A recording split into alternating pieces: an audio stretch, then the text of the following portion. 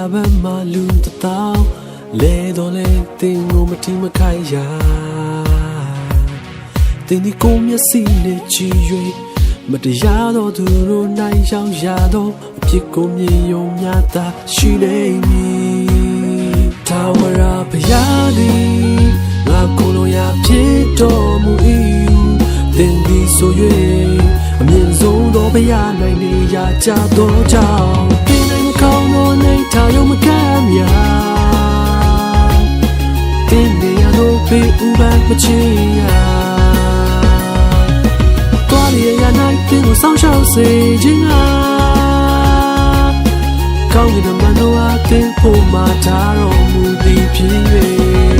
တင်ဤချေကိုကြောင်းနေမထိခိုက်စေခြင်းကဒီတို့ဒီတင်ကိုလမ်းနဲ့မှသာချီပင်ကြလိမ့်မည်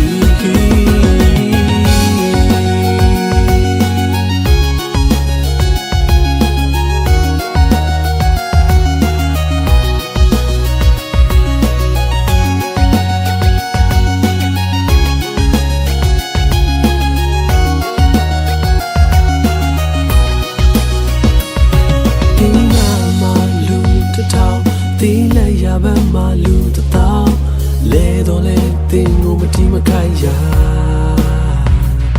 တင်ဒီကိုမျက်စိနဲ့ကြည့်၍မတရားတော့သူတို့နိုင်ရောက်ရတော့အဖြစ်ကိုမြင်ယုံမျှတာရှိနေမည်ထာဝရဘုရားသည်ငါကိုယ်လိုရာဖြစ်တော်မူ၏တင်ဒီဆို၍အမြင့်ဆုံးသောဘုရားနိုင်နေရကြသောကြောင့်ကောင်းသောနေထာယုံမကမ်းများတင်နေရတော့ပေဥပမချင်ရာတော်လျက်ရနိုင်တင်ကိုဆောင်ရှောက်စေခြင်းကကောင်းကင်မန်တော်အားတင်ဖို့မှာထားတော်မူသည်ဖြစ်၍တင်နေမကောင်းသောနေထာယုံမကမ်းများတင်နေရတော့ပေဥပမချင်ရာဆောင်ရှောက်စေခြင်းကကောင်းကင်မန်တော်အားတင်ဖို့မှာထားတော်မူသည်ဖြစ်၍ဒီအချေကိုကြောင်းနေမထိခိုက်စေခြင်းက